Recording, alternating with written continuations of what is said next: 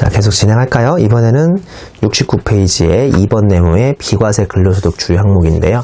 상당히 중요하죠. 이 수업 목적으로 비과세 근로소득은 시험에 아주 많이 등장하고 있습니다. 우리 이렇게 생각하시면 되죠. 비과세 근로소득은 지금부터 중요한 거 위주로만 이제 설명을 잘 들으시면 되는데, 양가로 1번의 자가운전 보조금 같은 경우 아주 중요하죠. 20만원까지 비과세고, 가운데 내용을 보시면 종업원이 자신의 소유 차량으로 업무 수행을 한 다음에 여비를 받지 않아야 합니다. 그러니까 출장 갔다 온 다음에 그 출장비나 여비는 여비대로 다 다시 보전을 받고 또 20만 원을 받으시면 이때는 근로소득 비과세가 아니니까 유의하셔야 하고요. 주 1번으로 내려오면 종업원이나 임원이 자신 또는 부부명의 공동차량, 이걸 이용해서 직접 운전하여 사용자의 업무 수행에 이용하고 실제 소요된 여비 대신에 자가운전 보조금을 받아야만 비과세가 되는 거예요. 여비를 싹 다 챙겨받아 버리시면 이건 과세입니다.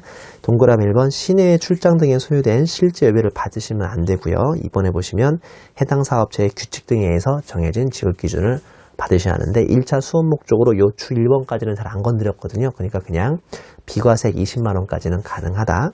그 다음에 양가로 2번 올라가면 기타 실비 변상적 성질의 급여라고 해서 일직료, 숙직료, 직장 피복비까지 요 두 개만 실비 변상 비과세예요. 나중에 우리가 그 생산직 근로자의 월 정액급여 구할 때 실비 변상 비과세를 빼주게 돼 있으니까 1번하고 2번까지만 실비 변상 비과세고, 3번의 식대부터는 그냥 일반 비과세. 전혀 1, 2번하고 3번부터는 내용이 다르다고 생각하시면 됩니다. 지금은 안 중요한데 나중에 150만원 월 정액급여 구할 때 이거 아셔야 돼요. 3번 보면 식사 또는 식사대인데, 이거 시험에 많이 나오죠. 아주 많이 나옵니다. 식사를 제공받지 않으면서 수령하는 식사대는 10만원까지 비과세고요. 2번에 식사를 제공받으면서 식대도 수령합니다. 최고의 회사죠. 점심에 구내 식당에서 밥도 나오고 월 말마다 월급 나올 때마다 뭐 7만원, 8만원이 더 찍혀 나오면 이미 밥을 먹어버렸으니까 7만원, 8만원은 그냥 1원만 넘어가도 무조건 과세가 되고요. 그 다음에 3번에 식사만 제공받으면 밥만 먹었으니까 우리가 뭐 밥 먹은 것도 세금 내야 하니까 이게 좀 그렇잖아요. 그래서 밥 먹은 거에 대해서는 전액 비과세가 됩니다. 이건 시험에 아주 많이 등장하니까 잘 정리하셔야 하고요.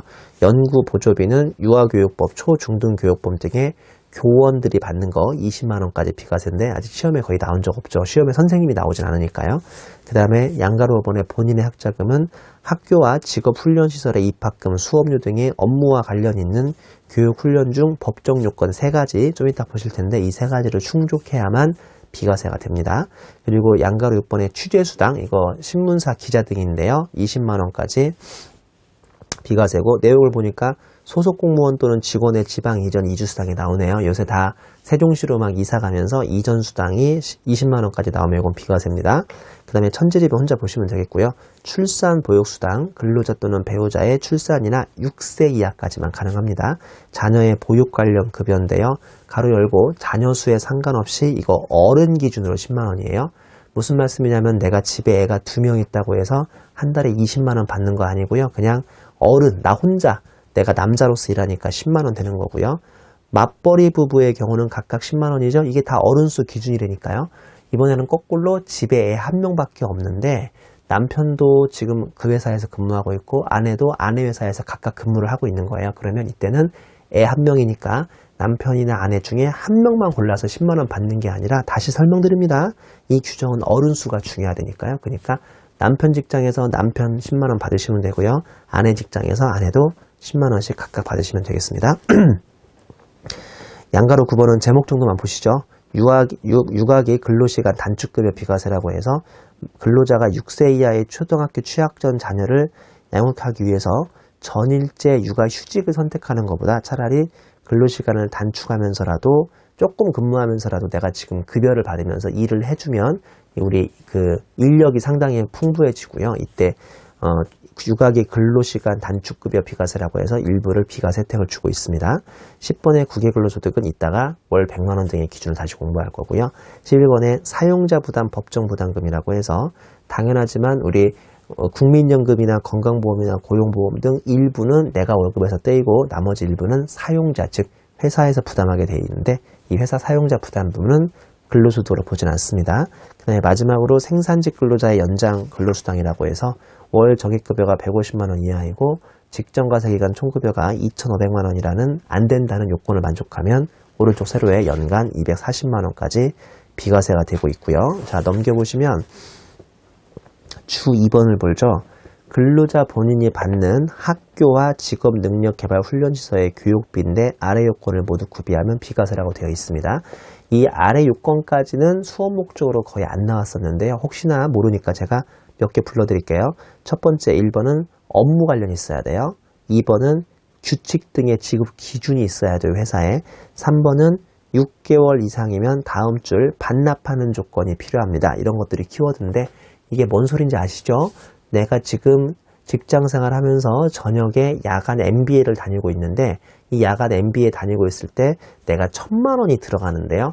회사에서 사규에 의해서 600만 원을 보조해 줬다면 600만 원이 과연 월급이냐 이거예요. 월급으로 보조된 거면 근로소득세 내시는 거고 월급으로 보조된 게 아니면 비과세니까 당연하지만 이 직원 입장에서는 비과세가 되면 훨씬 유리한 거잖아요. 잘 들어보세요. 정리해드립니다.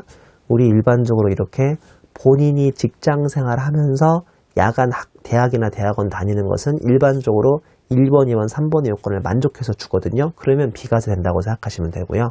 여기에 반대로 우리 아들, 딸이 이번에 자녀가 대학에 갔는데 대학 학자금을 회사에서 보조해주면 이거는 수업 목적으로 과세라고 생각하시면 됩니다. 다시요.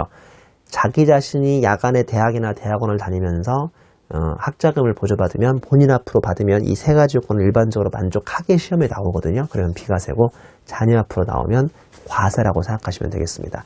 한마디로 우리 자녀 앞으로 대학 학자금이 회사에서 나오면 기분은 좋겠지만 뭐는 내시란 소리죠? 근로소득세는 부담하라는 소리입니다. 주 3번에 국외 또는 북한 지역에서 근로를 제공하고 받는 급여 비과세 일반적이면 100만 원 기억하셔야 하고요. 양가로 이번에 원양어선이나 국외 건설 현장은 좀 힘드니까 300만 원 비과세. 근데 가로 열고 감리 업무 수행자 포함입니다. 해외에서 직접 건물을 짓지 않고 감리 업무로 나간 사람도 300만 원까지 비과세. 그 다음에 3번에 국외 등의 지역에서 근무하는 공무원, 대한무역투자진흥공사, 그 다음에 한국관광공사 등등은 우리나라보다 초과해서 받는 금액이 비과세죠. 우리나라에서 300만 원 받던 그 외교관이 이제 주중 한국대사로 나가가지고 350만 원 받으면 그 50만 원이 국내 근무 시보다 초과해야 받는 금액이니까 비과세가 되겠습니다. 주 4번으로 내려오시면 사용자 부담 법정 부담금이라고 해서 양가로 1번 사용자 즉 회사가 부담하는 50%는 당연히 근로자에게 비과세고요. 양가로 2번 근로자 부담분 즉 내 월급에서 떼었어야 하는 4대 보험이 있거든요. 이거 원래 떼어요. 월급 한 번만 받아보시면 무슨 말인지 금방 알아요. 내가 세전 월급이 300이라고 하더라도 실제로 통장에 찍히는 것은 200 얼마밖에 안 되는 건데 여기서 4대 보험 같은 게 떼인다고요. 자, 반가로 1번 정상적으로 근로자가 급여 원천 징수로 부담 시 별도의 과세 문제가 없음. 이건 뭐 당연히 말할 필요도 없죠. 근데 시험에는 반가로 2번에 우리 월급에서 떼야 할 금액까지도 비정상적으로 회사가 대납하는 문제가 나오는데요. 이거는 현실에서는 말도 안 되는 문제고요.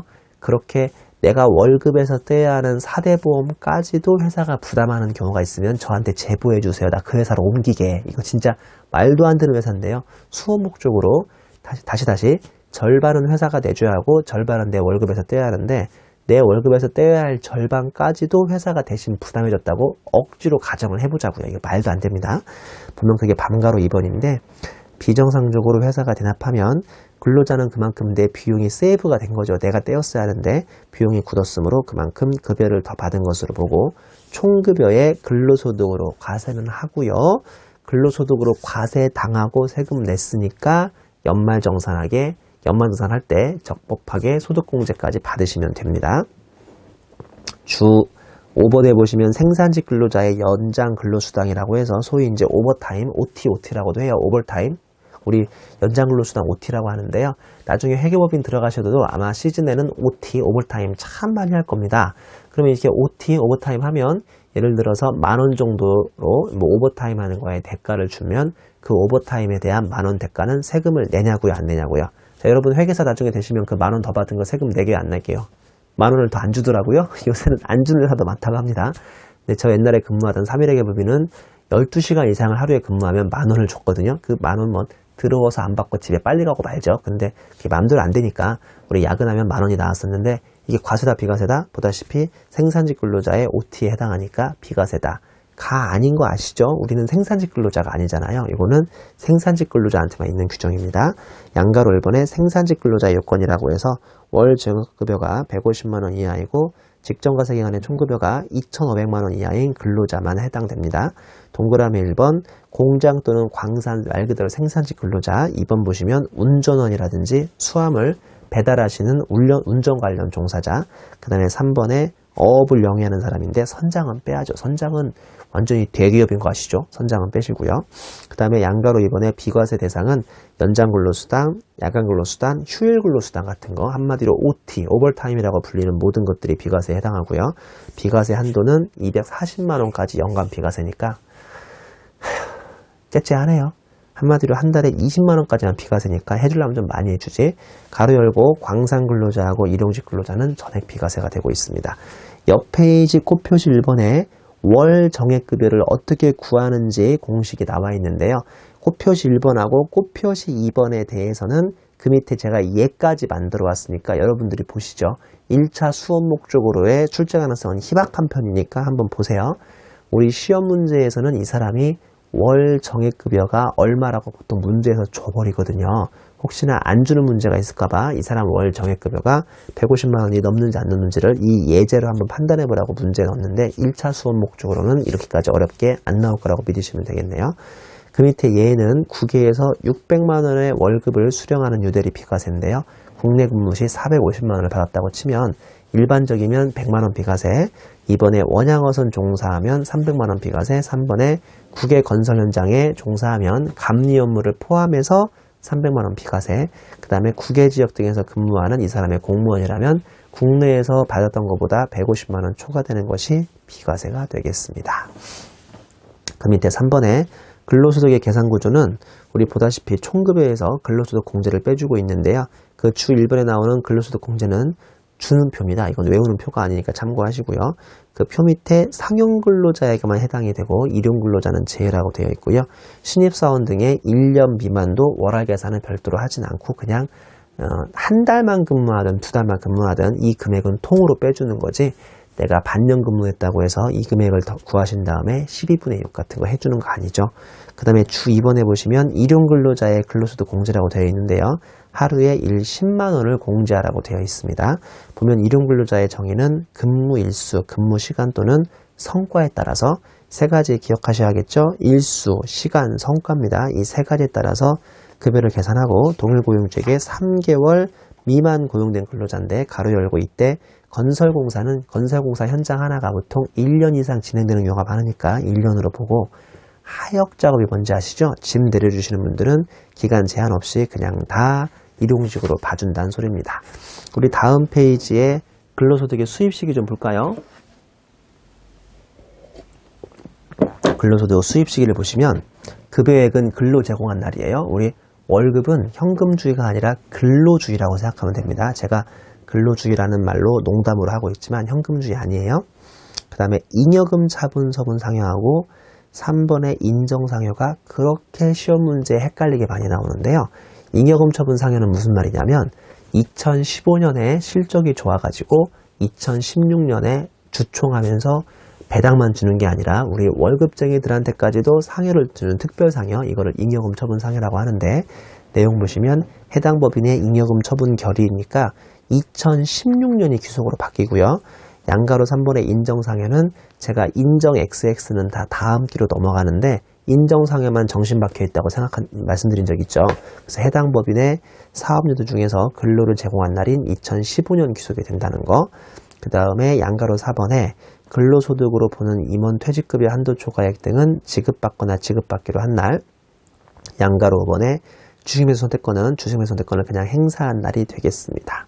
5번의 근로소득의 과세 방법이죠. 상용근로자는 매달 월급 받을 때마다 간이세액표라는 것으로서 원천징수를 하고 있고요. 연말정산 여부는 내년 2월분 급여할 때 연말정산 하게 돼 있죠. 이거 월급쟁이들의 연말정산은 실무에서 워낙 유명하고 TV에도 많이 나오니까 기본적으로 알고 있을 거라고 믿고 있습니다. 오른쪽 세로에 확정신고는 할 필요가 없죠. 연말정산으로 끝났으니까요. 양가로 이번에 일용근로자는 분리과세 원천징수이기 때문에 연말정산도 할 필요 없고 당연히 확정신고도 할 필요 없습니다. 주에 보시면 일용근로자의 분리과세라고 해서 완납적 분리과세 박스 보시면 일당 10만원 넘어갈 때만 과세가 돼요. 그리고 10만원 넘어가면 10만원을 뺀 금액에서 6% 세율, 최저세율 곱한 다음에 1 빼기 55%로 근로소득 세액공제를 적용해 줍니다. 예를 들어서 15만원 받으신 분이 제가 1350만원만 1350원만 부담한다고 써놨으니까 한번 참고하시고요.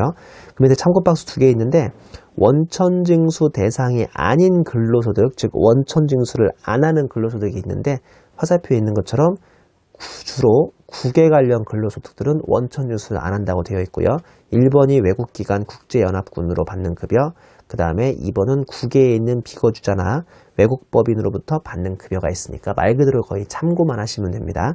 그 밑에 참고는 외국인 근로자에 대한 과세 특례인데요. 한마디로 우리 외국계 회사에 외국인 임원이 우리나라에 와 있는 거, 제가 독일이 본사고 우리나라에 벤츠 코리아라는 우리나라 현지법인이죠. 독일 입장에서 보면 우리나라 현지법인이잖아요. 이 현지법인의 그 대표이사, 즉 사장님이 독일 사람인지 한국 사람인지는 모르겠지만 독일 사람이라고 쳐요. 이 사람이 바로 외국인 근로자에 대한 과세 특례인데요. 보면 외국인인 임원과 사용인이 국내에서 근무함으로써 받는 근로소득으로서 국내에서 최초로 근로를 제공한 날부터 5년 이내에 끝나는 과세 기간까지 받는 근로소득에 대해서는 그냥 총급여의 17%를 곱해버려서 단순하게 세금을 부담해주게 하는 특례가 있습니다. 총급여의 17%를 내면 이 사람은 유리할까요? 불리할까요? 글쎄요, 좀 애매하네요. 왜냐하면 이 사람이 임원이라면 최고세율 38%를 훌쩍 뛰어넘을 거거든요. 근데 그 사람한테 17%만 세금 내게 하라고 한 것은 유리할 수도 있겠지만 잘 보니까 모수가 뭐의 17%입니까? 잘 보니까 근로소득에 대해서 총급여의 17%니까요. 왜 우리 앞장에서 배웠던 자동공제 해주겠다는 근로소득 공제도 빼준다는 소리도 아니고, 그리고 또 이분의 경우 뭡니까? 뒤에 배우실 종합소득 공제를 빼주겠다는 것도 아니고 이것저것을 안 빼주고 다이렉트로 17%만 그냥 세금 내게 하는 거니까 글쎄요, FM대로 구한 거에 비해서 17%가 꼭 유리하지 않을 수만은 있는데, 그래도 이 사람이 임원이라면 최고세율 38%를 적용받을 뻔한 것을 17%만 내시는 거니까 그렇게 불리하지도 않겠네요. 중요한 것은 수호 목적으로 시험에 거의 안 나온다는 게 오히려 더 중요하지 않을까요? 자, 우리 뒤에 나오는 문제 좀 풀어보겠습니다. 뒤에 나오는 문제 중에서 지금 근로소득만 문제가 나온 것은 거의 시험 문제가 지금 없긴 한데요. 우리 일단은 근로소득만 나온 건 다시 말씀드리지만 요새 시험 문제에서 그렇게 잘 안 나옵니다. 그나마 제일 지금까지 배운 거 써먹는 것은 17번 문제가 되겠네요. 17번 문제. 우리 17번 문제 한번 풀어보겠습니다. 이거는 보다시피 기출문제는 아닙니다. 제가 다시 말씀드리지만 근로소득만 시험 문제에 별도로 나온 적은 없어서 제가 이제 창작 문제를 만들어 온 17번 문제 한번 풀어보겠습니다. 자, 거주자 갑은 주 A에서 영업사원으로 근무하다가 2015년 8월 31일 날 퇴직을 했죠. 다음 자료 참고해서 거주자 갑의 근로소득 금액을 계산하라고 되어 있네요.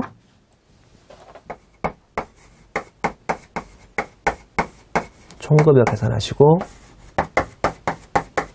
근로소득 공제 빼주면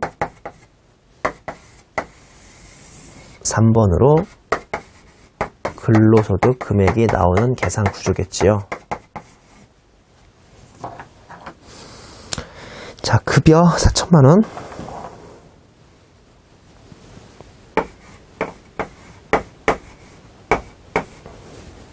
자녀 학자금 200만원. 별도 언급이 없으면 과세된다고 말씀드렸죠. 직책수당 400만원. 특별한 직책에 올라가 있어서 400만원 받는 거 당연히 과세고요. 인정상여는 2014년 기속에 의해서 2015년 세무조정시 발생했으니까 이거는 14년 거. 그 다음에 연장 근로수당은 영업사원이죠. 생산직이 아니니까 과세.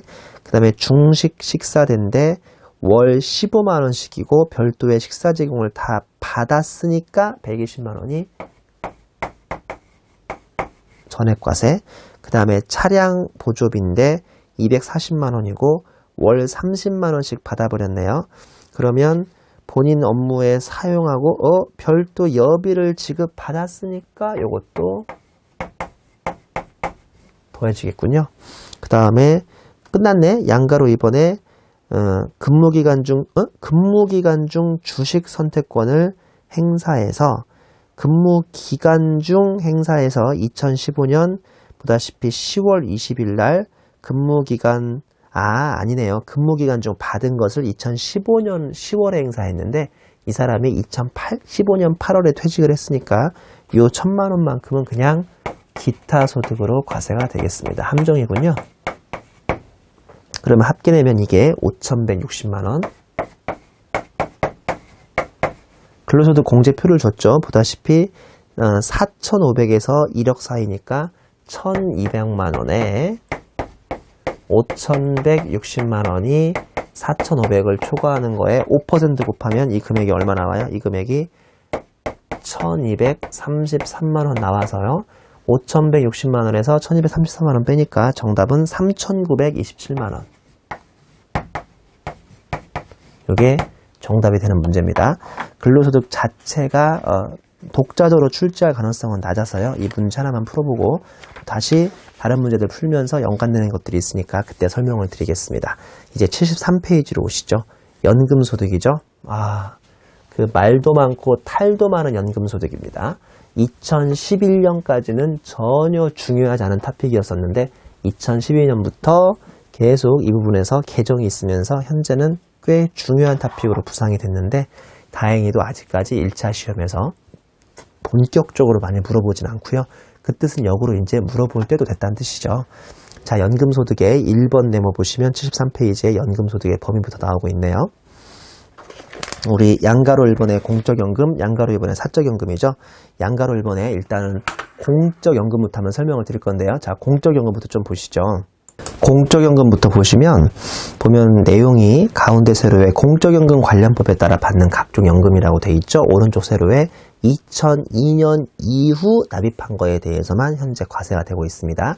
2001년까지는 과세가 안 되고 있었고요. 그 다음에 양가로 2번의 사적연금은 동그라미 1번 과거 퇴직하실 때 지급받지 않고 연금계좌에 입금시켰던 이연퇴직소득이라는 게 있어요. 그 다음에 2번에 연금계좌 자기불입분으로서 세액공제를 받은 연금계좌 납입액은 2013년 전까지는 소득공제였고 이제 세액공제로 최근에 바뀌었고요. 내용이요.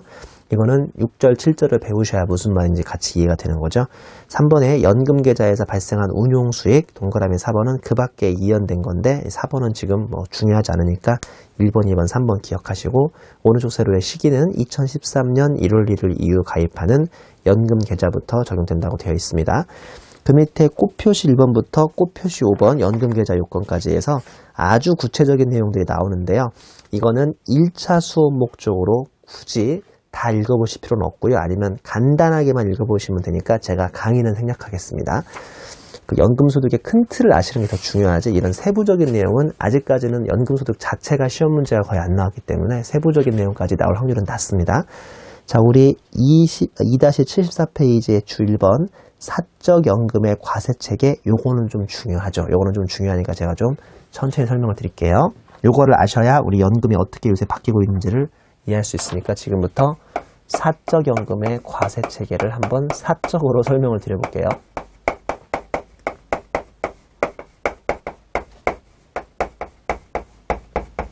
우리 연금이 좀 어려워하시는 분들이 있는데요. 이 그림 잘 이해하시고 이따가 풀 문제 하나 잘 푸시면 우리 웬만하면 그냥 연금 문제도 해결이 되니까 너무 걱정하지 마세요. 자, 연금 문제는 크게 세 가지로 구분이 되는데요. 우리 불입 단계, 젊었을 때 불입하는 단계, 그 다음에 나이 들어서 이걸 이제 운용하는 단계, 너무 띄었구나. 운용하는 단계, 그 다음에 나이 들어서 이제 찾는 단계, 이 인출 단계라고 했던가요? 그쵸? 인출 단계. 요 크게 이제 세 가지 단계로 구성이 되고 있습니다. 첫 번째 불입 단계죠. 여러분이 기본적으로 55세까지거든요. 55세까지. 근데 저는 그냥 내가 직장생활 정말 그만두는 날을 65세로 가정할게요. 65세까지 한 회사에 계속 다니다가 퇴직금 한 번 받고 퇴직할 수도 있지만 그 사이에 몇 번씩 옮겨 다니고 옮겨 다닐 때마다 이제는 퇴직금을 직접 받아라 받지 마라 안 받아야 한다. 왜냐하면 퇴직금을 옮겨 다닐 때마다 받아버리면 이거를 생활비로 쓰든지 뭘로 써버리면 나중에 정말 65세 이후, 다시 말씀드리지만 원래는 55세인데 내가 직장생활 그만두는 날 65세로 가정할게요. 65세 이후에 내가 나중에 노후 보장이 안 되니까 그때까지 회사를 몇 번 옮겨 다니더라도 퇴직금을 받아라, 아니면 과세 이연시켜라? 과세 이연시켜라. 즉 삼성생명이든 우리은행에 계속 내 퇴직금을 계속 넣고 넣는 방식으로 과세를 이연시켜라. 그 금액이 내가 65살 돼 보니까 그때까지 무려 5천만 원이었다고 칩니다. 그리고 자기불입금이라고 해서 나는 나이 들어서 국민연금을 받을 거지만 요새 국민연금이 좀 믿을 수가 없다고 하니까 또 내가 사적으로 연금에 가입해서 지금까지 젊은 시절부터 쭉 넣었던 자기불입금이라는 게 있는데 이 자기불입금이 3천만 원이라고 이번에는 가정하죠.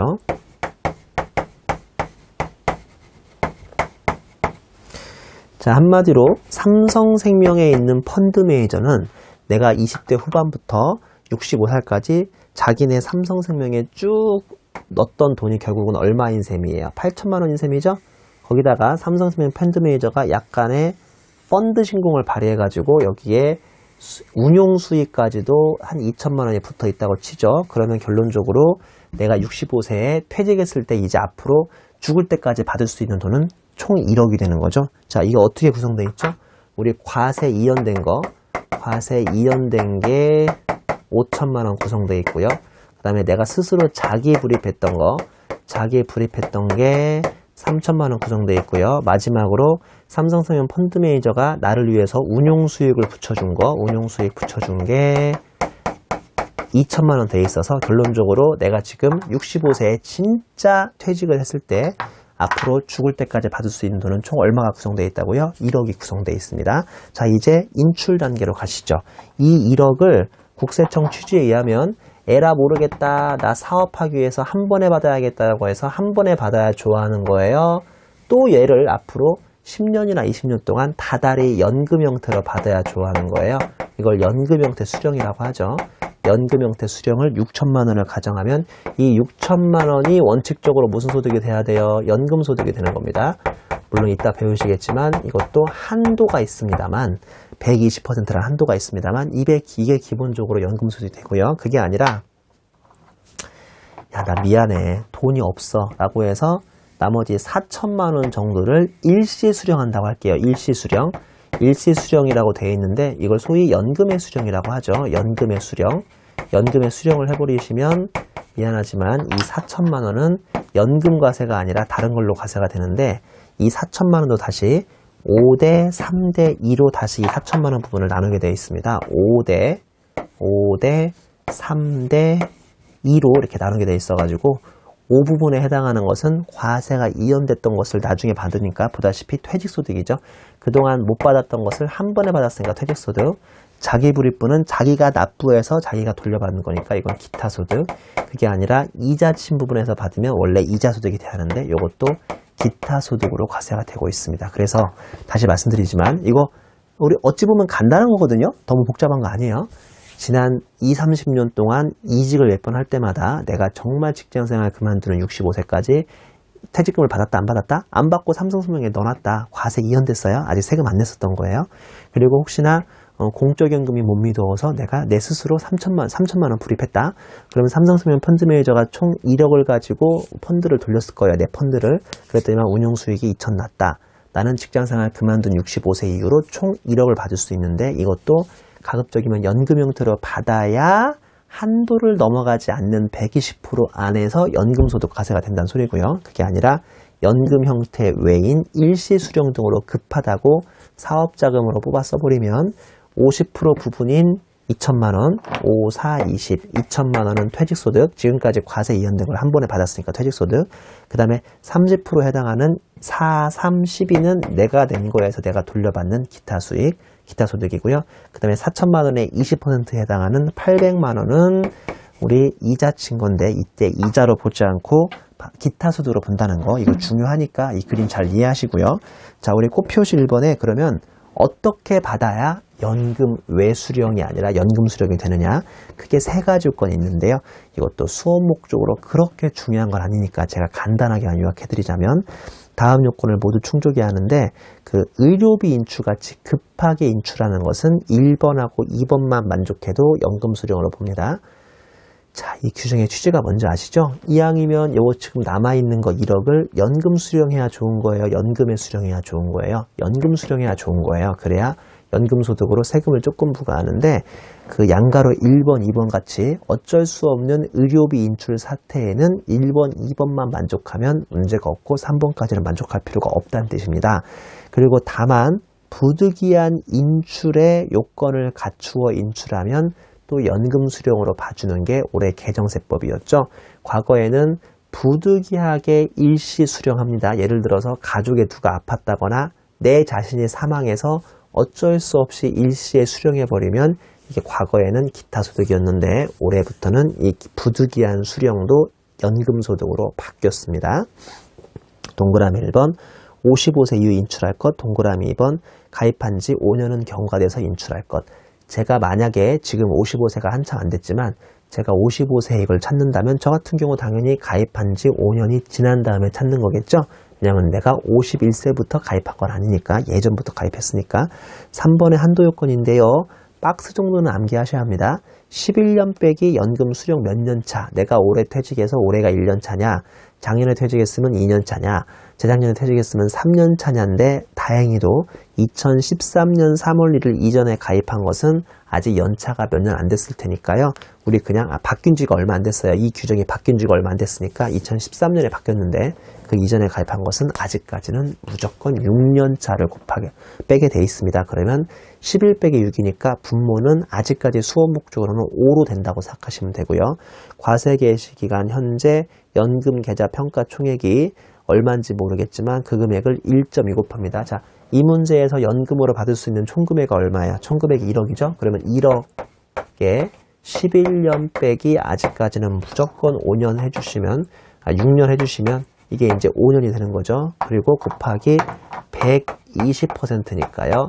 매년 2천만 원의 120%에 해당하는 2,400만 원까지 받으시면 이게 연금 수령이 되고요.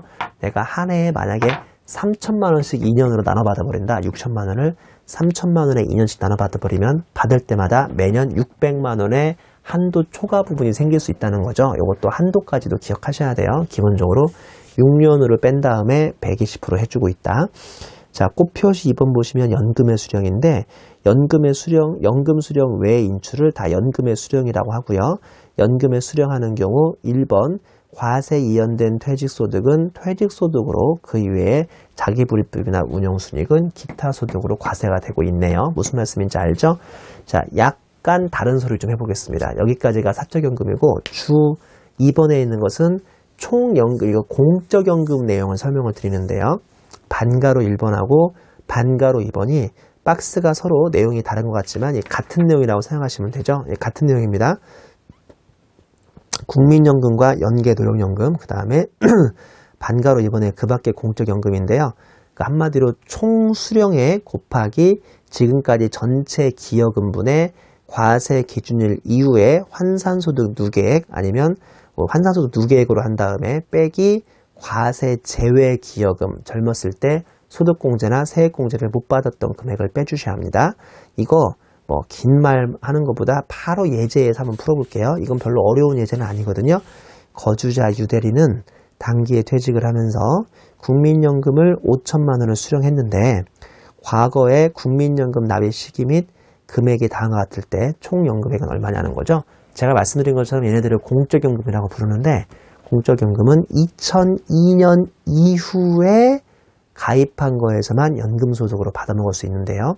내가 1990년대부터 지금까지 20, 30년을 근무해서 만약에 퇴직하면서 국민연금을 5천을 수령했다면 과연 5천 중 어디까지가 2002년까지, 2001년까지 불입한 거고 어디까지가 2002년부터 불입한 건지를 알기 어려우니까 이거를 어떤 대용치로 나눠준다? 표에 있는 오른쪽 세로에 있는 환산소득 누계액이라는 대용치로 나눠주고 있습니다.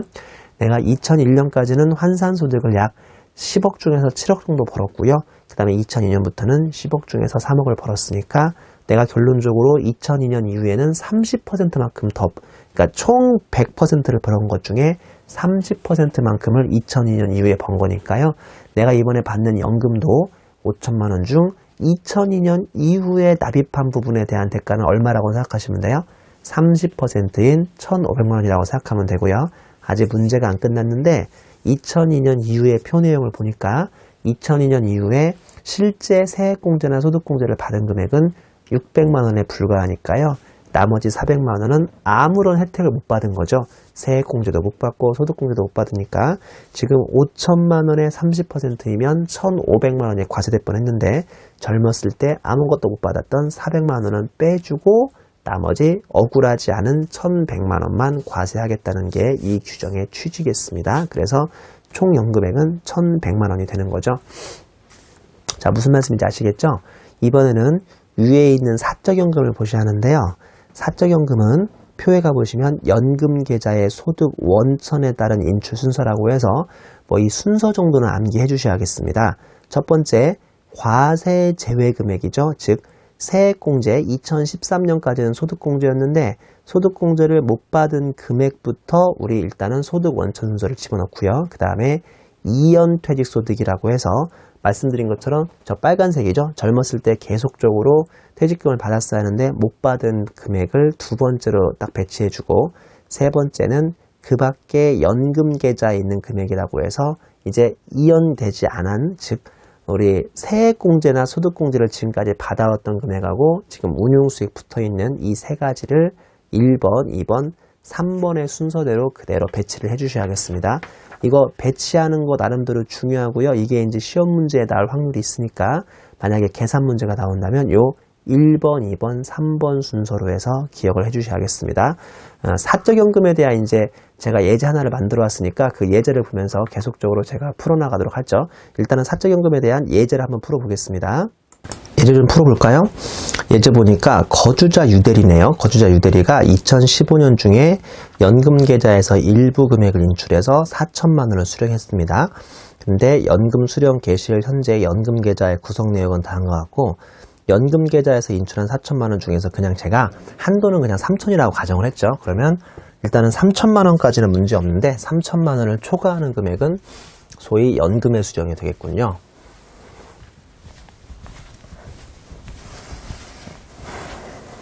자, 한도 내 금액 3천만 원이고 한도 초과된 금액 1,000만 원입니다. 한도 내 금액도 1. 그 다음에 예전에 과세가 제외됐던 세액공제액, 소득공제액, 세액공제 또는 소득공제 못 받은 금액부터 채우시고요. 2번 이연된 거 3번 그 밖의 것 문제에서 보니까 지금 2번의 꽃표시 과거에 소득공제 또는 세액공제를 적용받지 못했던 것이 600만 원 얘는 무조건 과세가 지금 안 됩니다. 과거에 아무런 이익을 못 받고 불이익을 받으니까요. 그 다음에 이연퇴직된 소득이 1,000만 원이죠. 자, 이거 올해 무조건 분리과세로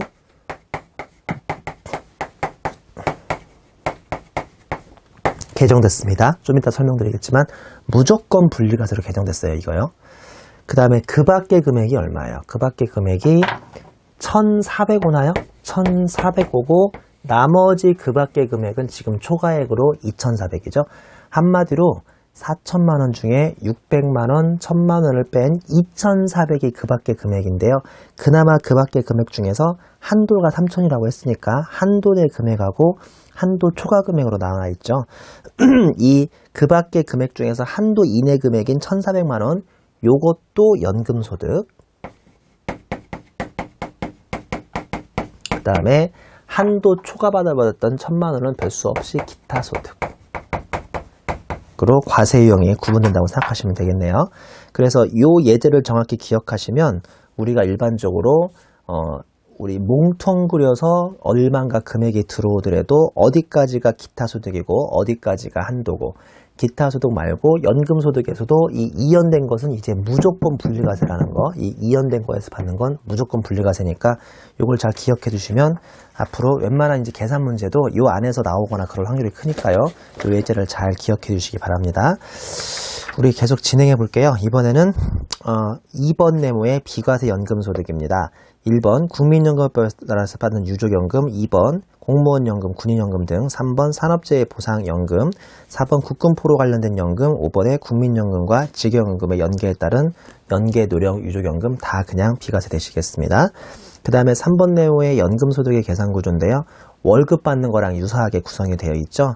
연금소득은 총 연금액에서 연금소득 공제를 빼고 있는데 주에 내려오시면 연금소득 공제가 연간 한도 900만원으로 즉 총 연금액이 4,100만원이 넘어가 버리면 한도에 걸리는데요. 350까지는 총 금액, 700까지는 40%, 1,400까지는 20%, 1,400을 초과하면 10%, 이거는 표에서 줄 테니까 굳이 외우실 필요 없겠네요.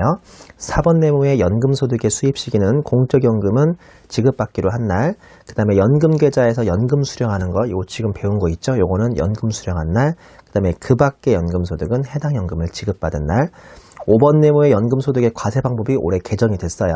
공적연금은 월급같이 다달이 받는 거니까 국가로부터 이것도 간이세액표에 따라서 원천징수를 하고요. 내년 1월분, 이거 2월분 아닙니다. 1월분 공적연금 받을 때 지급시 연말정산 같은 거 수행하시면 되죠. 그 다음에 오른쪽 세로의 확정신고는 연말정산으로 끝난다면 확정신고할 필요가 없습니다.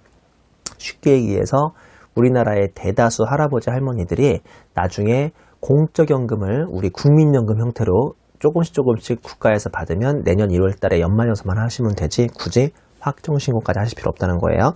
사적연금은 보통 3에서 5%로 원천유수하고 있는데 연말정산 여부는 해당 사항 없고 5월 달에 확정신고를 하는 게 원칙이지만 자, 주 2번 보시면요. 주 2번 보시면 선택적 분리과세라고 해서 사적연금 총액이 1,200만원 이하인 자, 이 사람은 넣어버렸죠. 이 사람은 안 되고요.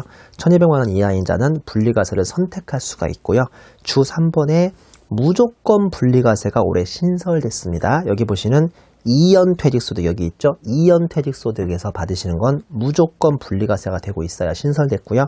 동그라미 2번 연금계좌 세액공제를 받은 연금계좌 납입의 및 운용수익을 의료 목적으로 3개월이나 이상 요양을 사유로 하는 인출하는 것은 이게 부득이한 거 사유라고 했는데 작년까지는 기타 소득으로 있다가 올해 연금소득으로 온 것만 바뀐 게 아니라 얘는 또 무조건 분리과세하는 것으로 바뀌었다는 것도 같이 기억해 주셔야 하고요.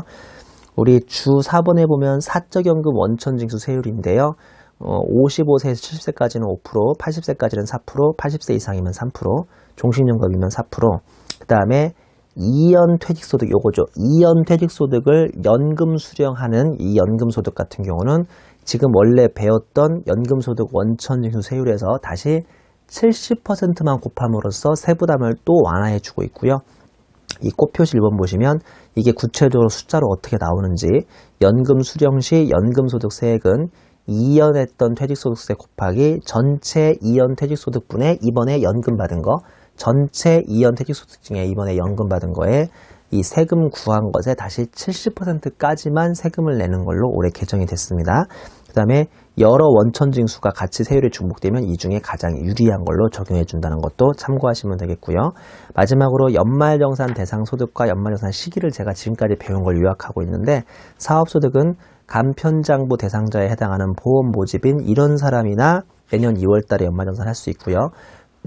근로소득자는 너무 당연하지만 상용 근로소득자에 한해서 내년 2월까지 연말정산 하는 거 맞고요.